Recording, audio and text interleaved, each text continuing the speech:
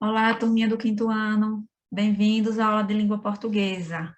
Hoje nós iremos tratar sobre as informações implícitas em um texto.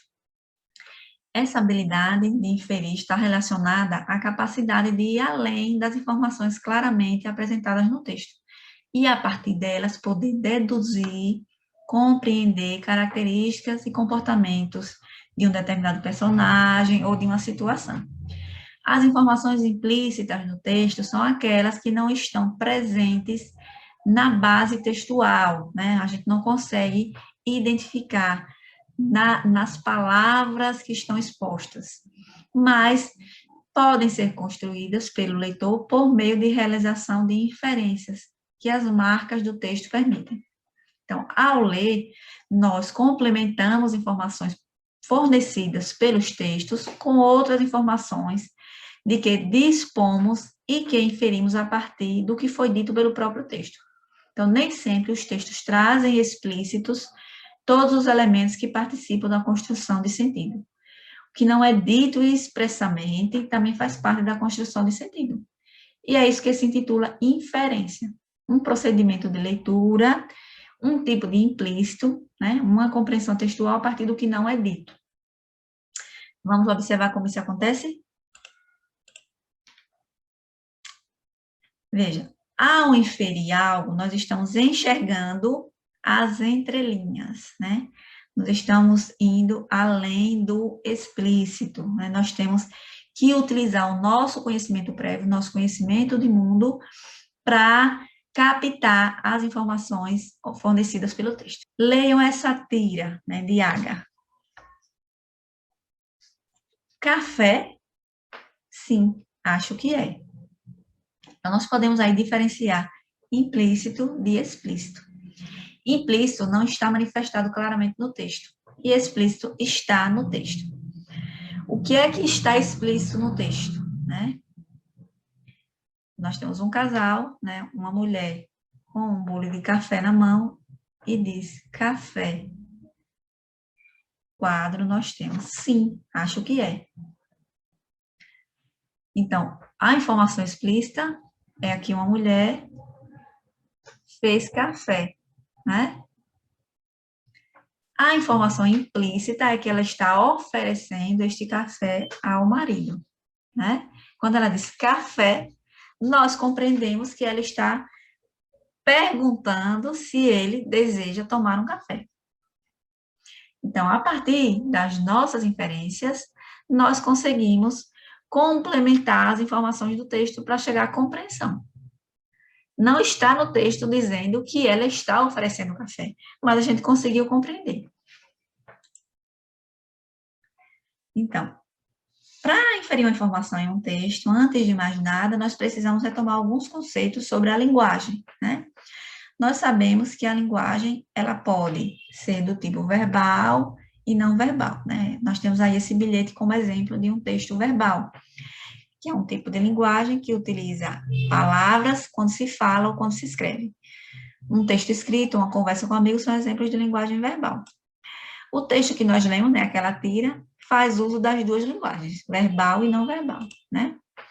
A linguagem não verbal é um tipo de linguagem que não se utiliza do vocábulo, das palavras para se comunicar. O objetivo, nesse caso, não é dispor verbalmente o que quer dizer ou o que se está pensando, mas utilizar de outros meios comunicativos, como placas, figuras, gestos, objetos, cores, ou seja, dos signos visuais, né? Então, nós conseguimos compreender a mensagem passada, apesar de não ter texto, não ter linguagem verbal, né? Ou seja, a placa ela está dizendo que é proibido fumar. Então, ao inferir informações a partir de um texto verbal, né, ou não verbal, o leitor ele está operando um nível interpretativo, construindo sentidos de acordo com o que o texto sugere ou dá a entender, pois a informação ela não está declarada, né? Trata-se, portanto, de uma informação que conseguimos captar, mas nem sempre está visivelmente apresentada. Então, vai depender da nossa percepção. E nós precisamos ir além do que está presente no texto, considerando as informações de maneira contextualizada. Então, implícito é o conteúdo que está relacionado à capacidade de nós, leitores, utilizarmos nosso conhecimento prévio, nosso conhecimento de mundo, percebendo críticas, né, que são sugeridas, efeitos de humor, né?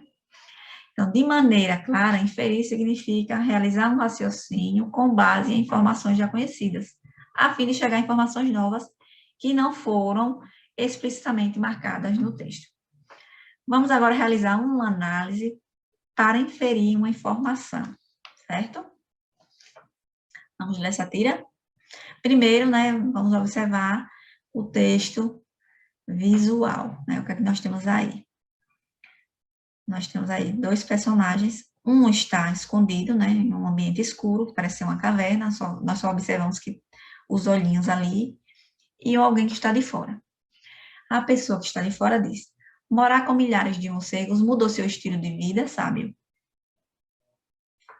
Aí ele responde: só um minuto. O que você estava dizendo, se a gente for observar no segundo quadro da tira, né, nós vemos que as letras, elas estão de cabeça para baixo. E, logo em seguida, elas estão na sua ordem correta. O que foi que aconteceu aí? Quais são os implícitos que nós conseguimos resgatar? Então, ao ler essa tira, né, quais são os implícitos que nós conseguimos ativar? O sábio, né, por conviver com morcegos, passou a adquirir os hábitos deles, né, de ficar de ponta cabeça, ou seja, de cabeça para baixo. Depois que o personagem ele fez essa pergunta, ele então mudou a posição, né, e ficou de pé. Então, o texto ele não nos diz isso, que o personagem estava de cabeça para baixo, mas a gente consegue inferir essa informação a partir das pistas que o texto nos fornece. Vamos agora considerar, né? Para realizar a inferência, nós temos aí os aspectos já conhecidos. Nós temos um sábio morando em uma caverna com milhares de morcegos. A partir desse dado, nós podemos hipotetizar que viver com os morcegos gerou uma mudança de estilo na vida do sábio. E o conhecimento de mundo. Morcegos são mamíferos, habitam ambientes escuros, dormem pendurados de cabeça para baixo nos tetos de caverna ou em galhos de árvores. A partir disso, nós entendemos que os morcegos, eles vivem de cabeça para baixo. Essa conclusão, integrada à resposta do sábio, escrita de cabeça para baixo, permite concluir que o sábio foi influenciado pela convivência com milhares de morcegos e que agora também vive na caverna de cabeça para baixo. Então, é possível também, né, deduzir a intenção do soldado a fazer a pergunta e inferir o que ele esperava como resposta. Vamos agora responder, né, a questão aí da apostila SAEB de vocês, é a questão 29. O feitiço do sapo. Todo lugar sempre tem um doido. Piririca da Serra tem zóio. Ele é um sujeito cheio de ideias, fica horas falando e anda para cima e para baixo, numa bicicleta para lá de doida, que só falta voar. O povo da cidade conta mais de 1000 casos de zóio e acha que tudo acontece, coitado, por causa da sua sincera mania de fazer boas ações. Outro dia, Zóio estava passando em frente à casa de Carmela quando a ouviu cantar uma bela e triste canção. Zóio parou e pensou: que pena uma moça tão bonita, de voz tão doce, ficar assim triste e sem apetite de tanto esperar um príncipe encantado. Isso não era justo. Achou que poderia ajudar Carmela a realizar seu sonho e tinha certeza de que justamente ele era a pessoa certa para isso. Zóio se pôs a imaginar como iria achar um príncipe para Carmela. Pensou muito para encontrar uma solução e finalmente teve uma grande ideia de Jericó. Foi até a beira do rio, pegou um sapo verde e colocou-a numa caixa bem na porta da casa dela.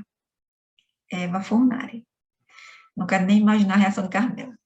A intenção de Zóio ao colocar um sapo na porta da casa de Carmela foi ajudá-la a encontrar um príncipe encantado, ajudá-la a cantar com voz mais doce ainda, encontrar alguém para cuidar do sapo que vivia no rio, fazer uma surpresa, dando-lhe um sapo de presente. E aí, O que é que a gente consegue inferir a partir das informações que o texto nos fornece? Que ele quis ajudá-la a encontrar um príncipe encantado. Perceberam como a gente pode ativar os nossos conhecimentos para chegar a uma compreensão? Maravilha, hein? Então, nós chegamos ao final da nossa aula. Gratidão e até a próxima.